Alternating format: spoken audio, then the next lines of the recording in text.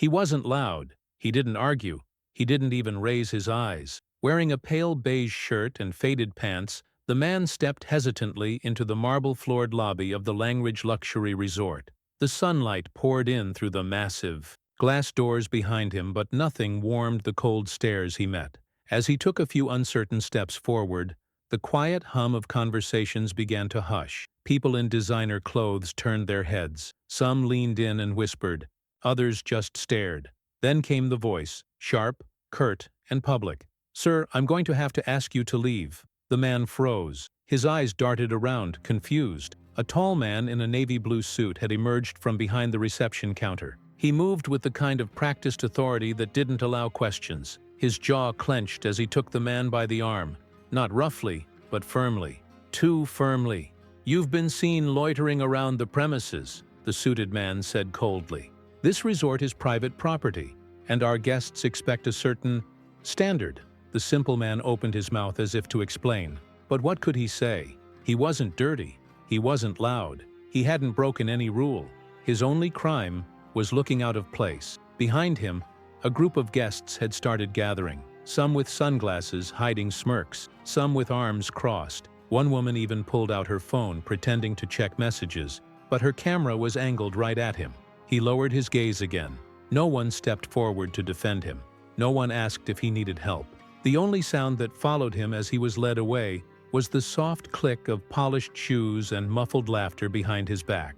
But what they didn't know was this. This man, the one they had dismissed, mocked, and pushed out like an unwanted stray boy, was about to shatter every assumption they made about him. Because tomorrow, he wouldn't return alone, and the woman stepping out of the vehicle would make them regret everything. His name was Daniel Everett, and the man they had just humiliated was the founder and soul behind one of the most impactful humanitarian initiatives in the country.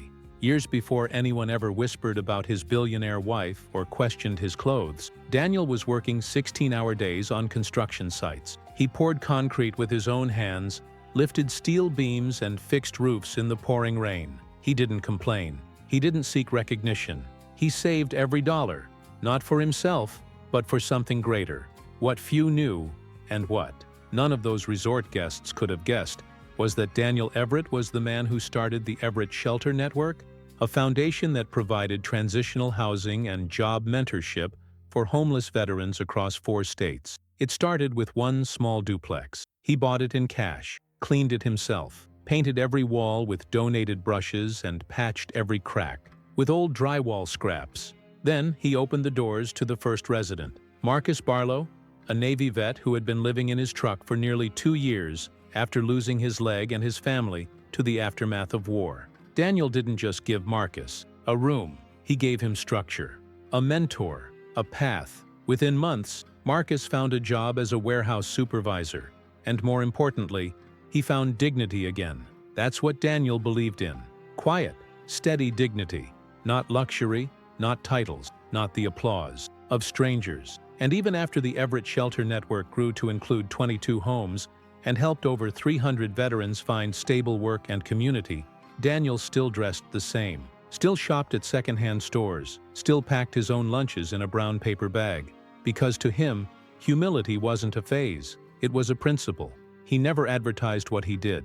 He didn't plaster his name across websites or appear in interviews. When journalists tried to give him the spotlight, he gently declined. "Let the work speak," he would say. But that quiet resolve, it was what made Olivia Thornton notice him in the first place. She wasn't just a billionaire. She was a powerhouse in the global clean energy sector. Outspoken, visionary, fiercely intelligent. And the day she visited one of Daniel's shelters for a corporate volunteer campaign, she was expecting to shake hands with a logistics manager or a polished PR rep. Instead, she found a man in a beige shirt, kneeling next to a broken wheelchair ramp, fixing it without gloves. She didn't know his name, but something about the way he listened to a struggling veteran, without ever interrupting, made her pause. They talked later that day, and then again the next week, and 2 years later. They married in a small backyard ceremony with less than 20 people. No cameras, no diamond, just meaning. After they married, Olivia didn't try to change him. In fact, it was one of the reasons she loved him. the way Daniel could walk into a room full of billionaires and still choose to sit next to the janitor. They didn't flaunt their lifestyle. Despite Olivia's net worth making headlines and Daniel now being legally tied to one of the wealthiest women on the continent, he never let it define who he was. They agreed on one thing above all: their wealth was a tool, not a trophy. Together, they expanded the Everett shelter network across state lines. Olivia provided the capital and political access. Daniel provided the heart. He personally reviewed every family admitted, sat in on meetings, and walked through every property before it opened. There was a case that shook him deeply.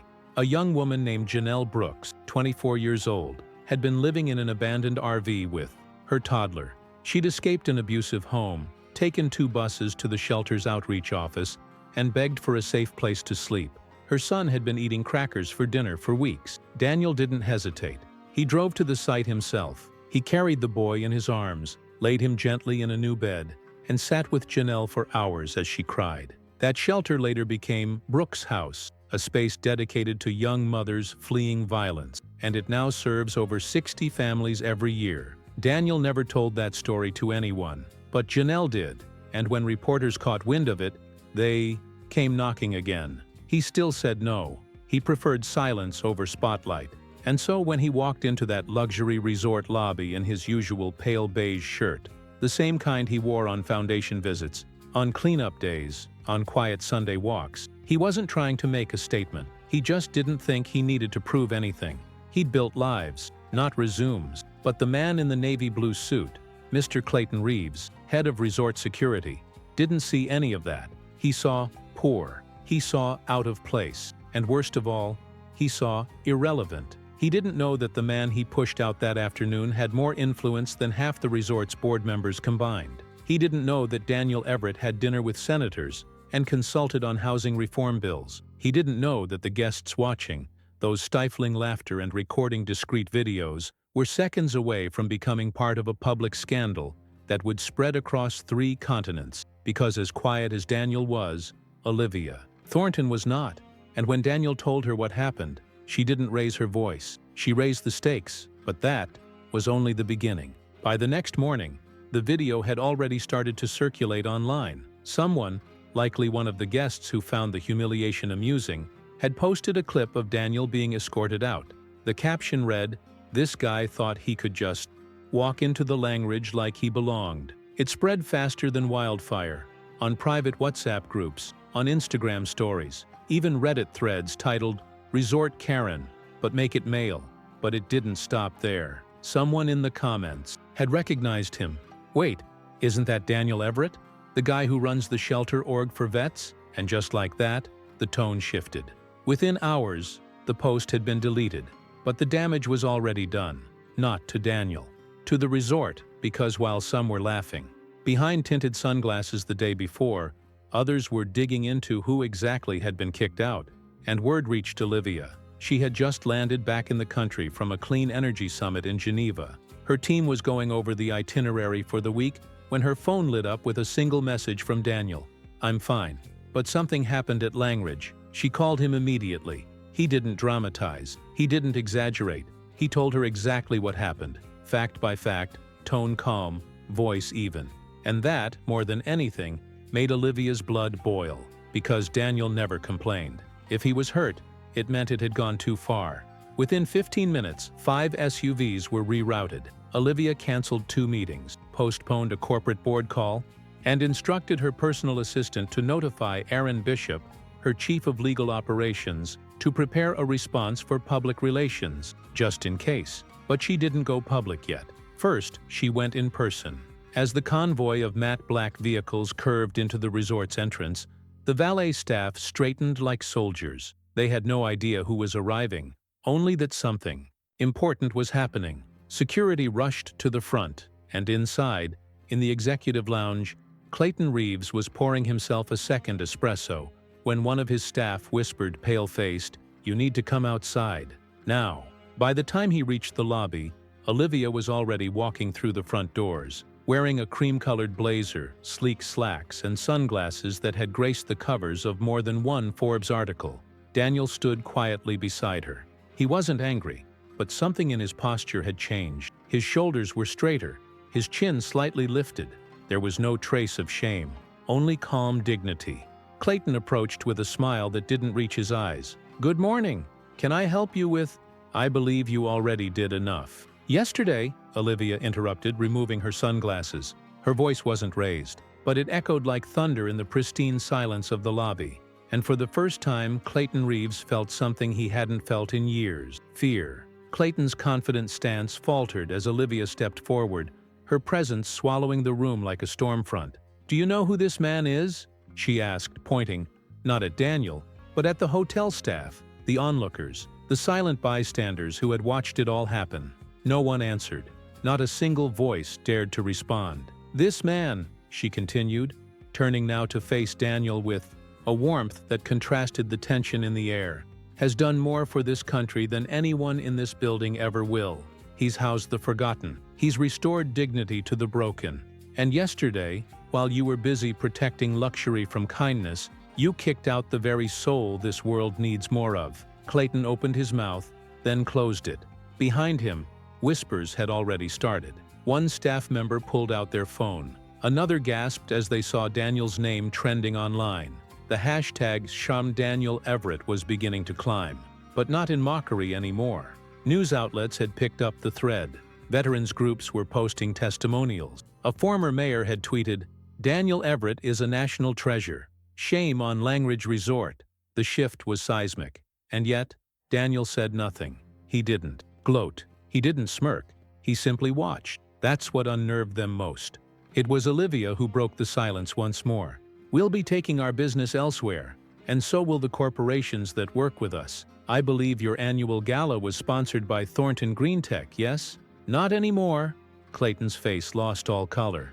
But Olivia wasn't done. She turned to the group of elite guests still lingering around, many of whom had stood silently the day before, watching Daniel be escorted like a criminal. One woman, Victoria Lang, heiress to the Langridge fortune, stepped forward hesitantly.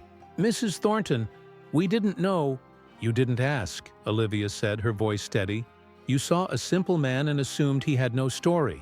The silence that followed was deafening. Security backed away.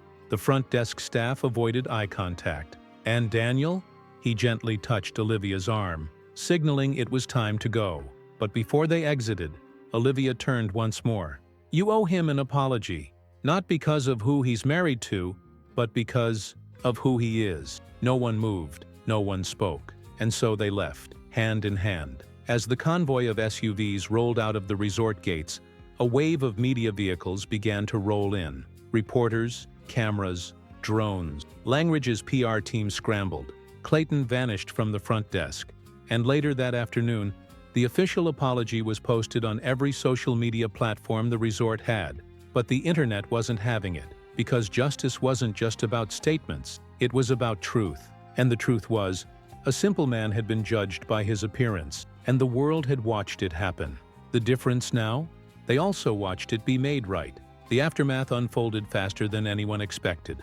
Within 24 hours, Langridge Luxury Resort found itself at the center of a media storm.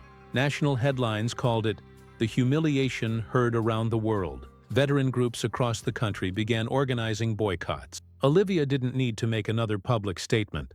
The video, the context, and the silence from Langridge staff spoke louder than any press conference ever could.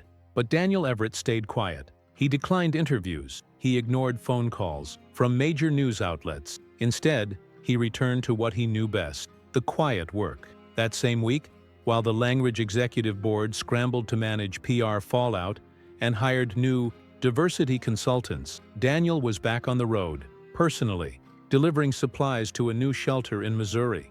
Meanwhile, Olivia's legal team worked quietly behind the scenes, not to sue, but to purchase. Yes, you read that right. Weeks after the incident, the Langridge family, under immense pressure and dwindling investor confidence, put several of their smaller resort properties up for sale. And Olivia Thornton, via a silent partnership under Sierra Holdings LLC, bought 3 of them. The 4th was offered directly to Daniel. He refused, not because he didn't want to, but because he didn't need to prove anything to anyone. Instead, he made a phone call. It was to Samantha Gray, a soft-spoken manager of a struggling wellness retreat that had been on the brink of bankruptcy for 2 years. Daniel arranged a quiet transfer of ownership, gave her full operational control, and turned the space into a recovery center for homeless women and children. No cameras, no ribbon cutting, no announcement, just change. And slowly, the narrative around Daniel Everett stopped being about revenge and started being about restoration. Online, people began referring to him as the man who walked out with nothing and returned with the world. But Daniel never saw it that way. To him, the luxury, the fame, even the headlines were distractions. The real victory was what happened 3 days after the resort incident. He was back at a local shelter when a little boy, James, 7 years old, with a crooked smile and shoes too small for his feet, ran up to him holding a drawing. It was a stick figure with a beige shirt standing next to a house with hearts over it. "You're the one who built this," James said shyly. Daniel knelt down.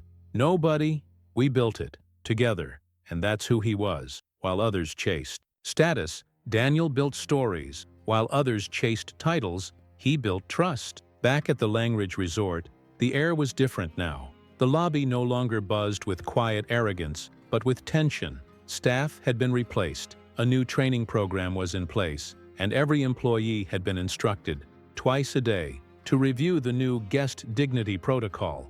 But no one forgot what had happened, not because of the scandal, but because of the silence that followed it. Clayton Reeves, the man who once strutted across the marble floor with unshakable confidence, had been demoted and transferred to a lesser-known location in Arizona. He left quietly. No ceremony, no goodbye. The very guests who had once watched Daniel Everett being escorted out now lowered their voices when speaking about him. They didn't mock. They didn't smile. Some of them even donated to the Everett Shelter Network anonymously. Maybe out of guilt, maybe out of admiration. But Daniel never knew. He didn't follow up. He didn't return to the resort, because in his eyes, redemption wasn't about making others pay. It was about holding on to who you are, even when the world forgets your worth. That lesson echoed louder than any public takedown could have. Meanwhile, the Everett Shelter Network was entering a new era. With Olivia's silent support and the increased visibility the viral video unintentionally provided, the foundation received an unprecedented wave of donations. But Daniel refused to use the funds for marketing or expansion without purpose. Instead, he invested in quality, better beds, safer facilities, more counselors, more social workers, more healing.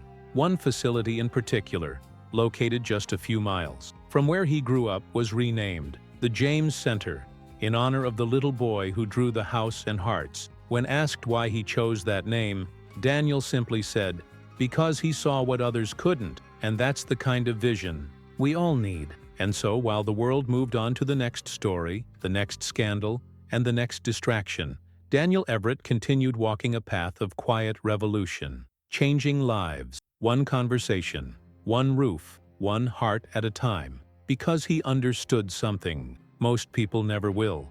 That real power isn't loud, it's steady, humble, and sometimes it wears a beige shirt. There's something quietly dangerous about the way we look at people. We see a man in a beige shirt, shoes with worn soles, a quiet demeanor, and we decide. We decide who he is, what he's worth, where he belongs. But what if we're wrong? What if the man we judge as irrelevant is the one building homes while we're building opinions? What if the quietest person in the room is carrying the heaviest legacy?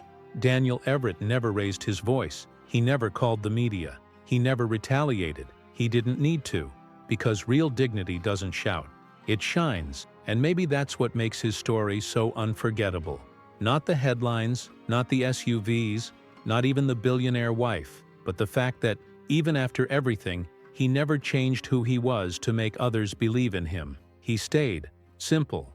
In a world where people spend fortunes trying to look powerful, Daniel proved that true power is invisible to those who only see status. The next time you walk past someone who seems out of place, the next time you hear someone being dismissed for not looking the part, remember, appearances lie, but character tells the truth. And if this story moved you, even just a little, if it made you pause and rethink the way you see people, then let that be the start of something greater. Subscribe to this channel, not because it's trending, but because here, We tell stories that remind us to be human, stories that inspire, that reflect, that change perspectives. Because the world doesn't need more noise, it needs more Daniels.